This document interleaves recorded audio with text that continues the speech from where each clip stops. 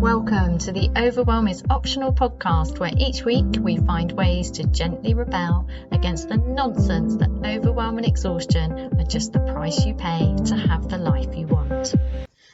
This week I've got a brand new, tiny, huge, life-changing practice. This one is called Joy Breaks. This was one of my projects for the whole of the month of May, and this is how it works.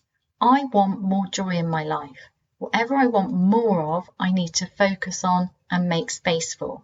Therefore, I deliberately put it as one of my projects for the month. So my projects are my main priorities for the month. Just a handful of them, 3 to 5, maybe 6 at a push of the main projects. I've got other projects going on as well, but they're the ones that I have in front of me to focus on. And for May, it was joy breaks. This means 2 things. 1, making space for more joy. So this is creating breaks in my day, breaks in my focus, breaks in my attention that allow joy in. The joy that's already here, that when I'm very focused on creating stuff for the future or getting things done or overwhelmed by sadness, grief, the stuff of life, the dance of life, I might miss the joy that's already here. So this is creating little cracks, like cracks of light, cracks of joy, breaks of joy in the day to allow in the joy that's already here. And it is also about scheduling more things that bring me joy. So there's 2 things going on there. One is a simple practice of breaking up the day to allow joy in. Tiny seconds. And the other one is deliberately identifying things that I long to do that I'm not getting around to doing. And these can be really tiny things. I don't know about you, but sometimes I think that the things I want are just too big, that I want too much. And as you know, if you've been hanging out with me for a while, I don't believe that you want too much. I believe that we can have it all, but we need to go small. So whenever my mind's saying, yeah, but you want too much, you want to go trekking in Nepal, you want to go do another road trip and visit friends in America, you want to do this, you want to do that, it's too much. But what if it's not? What if some of the things I want are actually really small, but because I'm so focused on believing that what I want is too big, that I'm missing them? So I wrote down some of the things that I wasn't doing both during the day and during the whole year. I just jotted them all down, or the ones that just came up. And then I thought, how can I allow them in? And quite a few of them were really easy to let in. And the ones that I realised I wasn't doing during the day, I've already done all of them. I can't remember what they were. They've just become, this is what I do. It'll be to do with the garden and the house and the dogs and just my life as it is, which is pretty awesome, which I can get distracted from because I think I don't have time in my day because I'm so focused on my work because I love my work. So that is an example of making little breaks in the day to allow the joy that's already here to flood in. So it's really simple stuff. The fact that I can't remember is quite interesting, isn't it? They've already become part of my life. I'm already doing more of them. I'm already feeling more abundance, more of the joy that's already here. And I'm really grateful for that. It's just been really simple. It was really simple, just going outside more, just enjoying the flowers that have come up more, just enjoying. And it was also some jobs like, I don't know, there were some holes in the walls that I wanted to polyfill and I wasn't getting around to doing them. And I don't know why, because it actually doesn't take that long, right?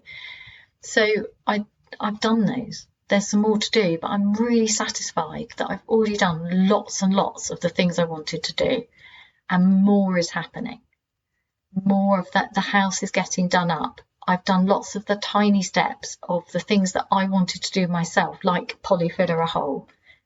They're done. It's all happening. And because I'm in the practice of it, I've noticed that it's expanded the way that I feel I can move through my day.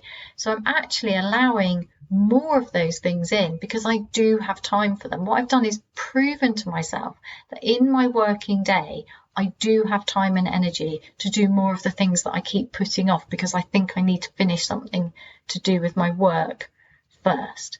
And that's been a really good practice because it's a very expansive practice. It has allowed me to just let more joy. It's like you let a little bit in and more comes because you just get used to it. Oh, there is space for that. I can do that. Oh, it doesn't take very long to do that.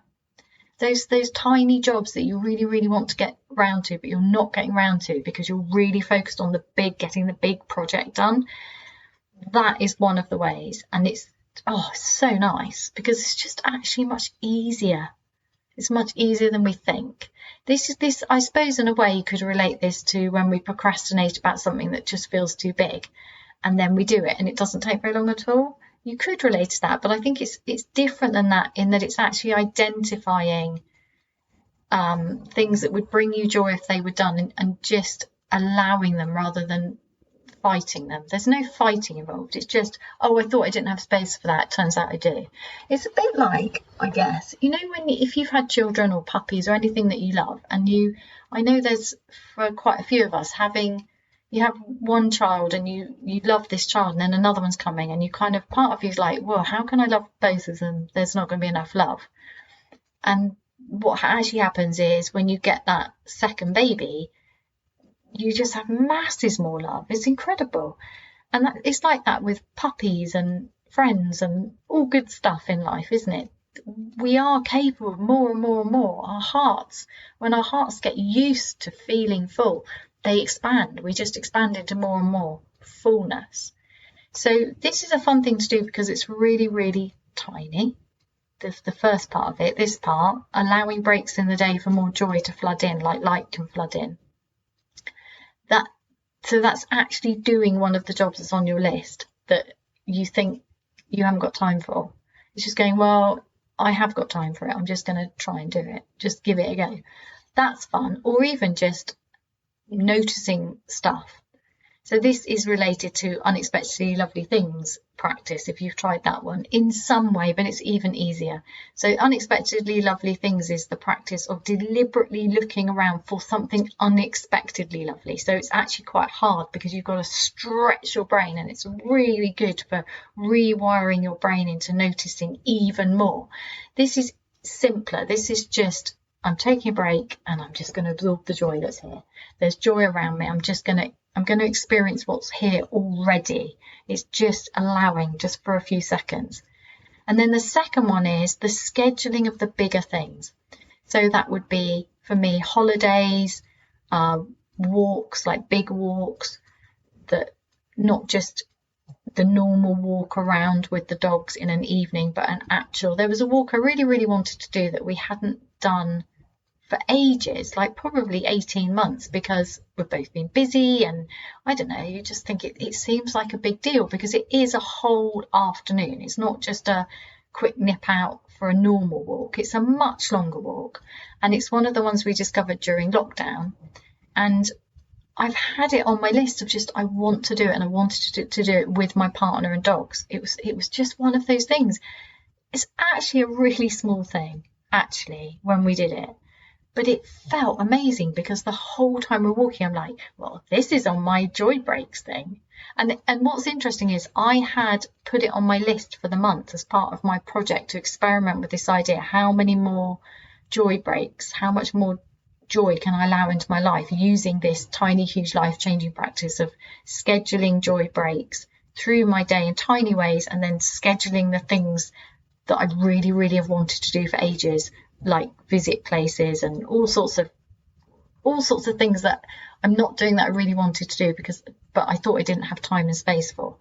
And the interesting thing is I put this particular walk on my list, and I think I mentioned it once to my partner just in passing, like, it'd be really nice to do that again.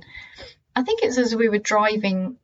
Yeah, it wasn't even like a proper talk about joy breaks. It was just we drove past the footpath on our way to a shop, and I went, I really liked doing that one.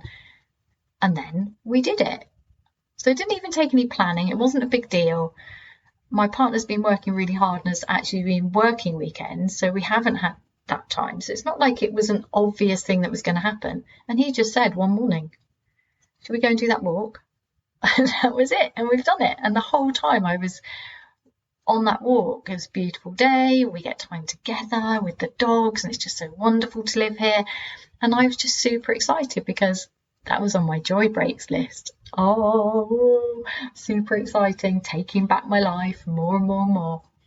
So that was fun. And then the other things that are on there, I've also started to schedule. So I'm off on a holiday and going to just do like a road trip and visit lots of the places I've had on my list. So that's like a really big one, because that's knocking loads and loads of things off my wish list. But that's actually not proven to be that hard to organise either. So that was interesting. So I'm having a lot of fun with this. So I'm calling it joy breaks, meaning scheduling breaks for joy, as in the big things like holidays, trips, spending time with people. I've got other things on there like learning to sing better, and so there are things like that which I've made small steps towards. And then there's also the smaller, tiny bits where you just take a quick break in your day to allow the joy in, and that's even simpler. So this is all super possible. It's not something to add to your to-do list as a pressure. This is important. This is to remove the pressure from your to-do list. So I bet if you're like me, somewhere on your to-do list or on your invisible I don't dare put it on my to-do list, there's some activities that you really want to do secretly, but you just don't want to add any more pressure and overwhelm to yourself. Scheduling joy breaks is a way to allow those in with ease. I hope that works for you, and always love to know whether it does work for you. Any feedback, just drop me a line. You can message me on LinkedIn, Instagram, or you can just email me, heidi@heidimarke.co.uk. I would love to hear from you. Have a great week. Thank you so much for being part of this podcast. If you enjoyed this episode, please do take a little moment of your time to share it, like it, etc., to help other people find it.